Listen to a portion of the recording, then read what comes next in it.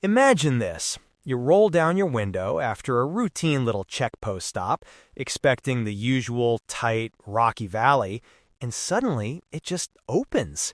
In front of you, there's this wide, soft, green carpet of a valley, a silver river sliding quietly through it, and a few wooden houses sitting under these tall, serious mountains. And the funny thing is, it doesn't feel tense at all. It feels calm, almost sleepy. And the first thing I remember is that breeze. You know that moment when you stick your hand out of the Jeep and the air is just a little colder than you expected, and you look at each other like, okay, we are not in the city anymore. Exactly. Hey everyone, welcome back to Travel Diary. I'm Sharjeel, and with me as always is my travel partner in crime, Abdullah. Assalamu alaikum, everyone. Today's story is soft. That's the best word I have. Soft borders, soft light, soft decisions. No crazy trekking, no dramatic survival, just a calm day near a very serious line on the map.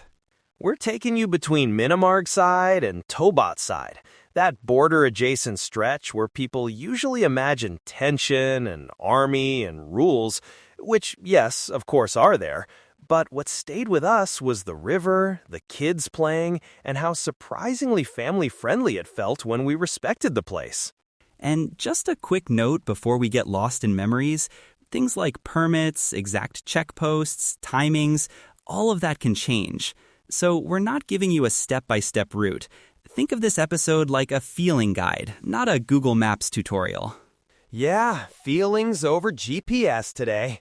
So picture us coming in from the mountains, the road doing that usual northern zigzag, cliffs on one side, pine trees on the other. You pass a couple of routine checks, everyone is polite, they see your ID, ask where you're going, the usual.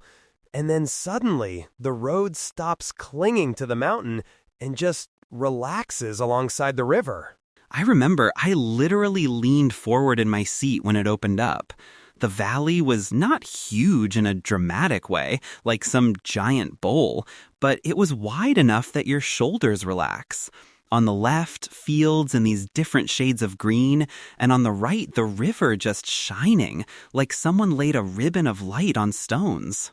And the houses, simple wooden homes, a bit scattered, some with smoke slowly coming out, children in bright clothes running around, waving at the Jeep. You know when kids wave at strangers? That's always my secret safety checklist. If kids are happily waving and playing, the place is usually all right for families too. Same here. Also, I look for goats. If goats are calmly eating, I'm like, okay, nature has certified this location.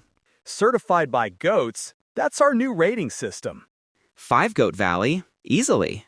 So we're rolling slowly along this emerald stretch. We're not in a rush, because near border areas, you really don't want to be the people speeding and ignoring directions.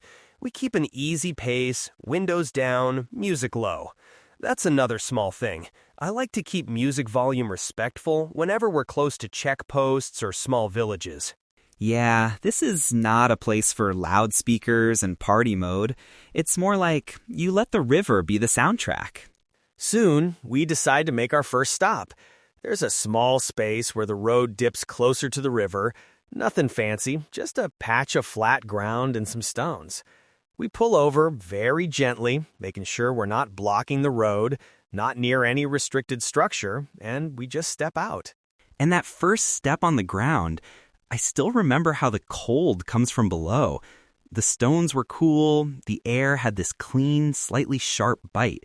You stretch your arms, your back, you breathe, and the only loud sound is the river. Everything else is like background, maybe a distant truck, maybe a faint voice from a house across the water. I walked closer to the water, not too close, because it was flowing fast, that typical milky, glacial color. I dipped my hand in and instantly pulled it out, like, nope, that's ice, not water. And that's when we did our classic Northern Areas ritual. Check the wind, check the layers. One thin jacket was not enough, so we grabbed the extra layers from the Jeep. If you're bringing kids or elders here, that's one of my simplest rules. always have one more warm layer than you think you'll need. Exactly. The valley in the sun looks friendly, but that breeze can be sneaky. After a few minutes just listening to the river, we automatically lower our voices. There's something about a calm place that makes you talk softer, like you don't want to disturb it. And nearby, there was a tiny wooden bridge, and on the other side, a small cluster of houses. No one is staring, no one is suspicious. A couple of people glance over, nod, and go back to their work. That normal, everyday energy is what made me relax. You realize, for them, this is just home. We're still in a sensitive region, though, so we're careful with the camera. No pointing lenses at anything official looking, no zooming towards posts, no drone fantasies. Absolutely not the place. We mostly clicked our own faces, the river, the fields, the mountains. And even then, if someone was around, we'd just do a quick little nod. Like, hey, we're just tourists taking scenic shots, nothing else. I actually enjoyed that limitation, because when you're not hunting for the perfect Insta angle, you start noticing small things. A wooden fence that's slightly crooked but beautiful, a line of colorful clothes drying in the sun, the way smoke from a chula rises straight up in the still air. After a while, an older man walked past on the road, carrying a small bag. We greeted him peaceably, asked how far the next tea spot is. He gave that classic, slightly teasing northern answer. Bas yahi hai, thoda aage. Just there, just a bit ahead, which can mean anything from 5 minutes to 40. But we trusted him, and honestly, we were anyway in no mood to rush. So we got back in the Jeep, dried our hands, wrapped our jackets tighter, and rolled on slowly, river on one side like a friend walking with us. Soon enough, his thoda aage turned into a small dhaba. Very basic. A couple of wooden benches outside, a few plastic chairs, a charpai or two, a tiny kitchen made of wood and tin. If you're expecting a cafe menu here, you will be disappointed. But if you're okay with strong chai, maybe 1 or 2 simple items, this is perfect. We ordered chai and asked gently what they had to eat. The owner smiled and said something like roti, anda, chai, and if you wait, maybe da. That's it. And honestly, that's all we needed. Warm roti, hot tea, and that slightly smoky taste that only comes from simple kitchens.